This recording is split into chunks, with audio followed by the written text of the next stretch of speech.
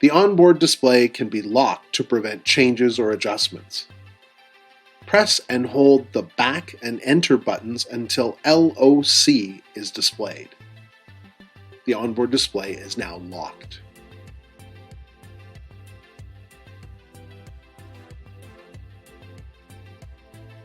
To unlock the onboard display, press and hold the back and enter buttons until the temperature set point is displayed. The onboard display is now unlocked. For more information and support materials for the ESP Plus, visit our website at t-rp.com/ESP.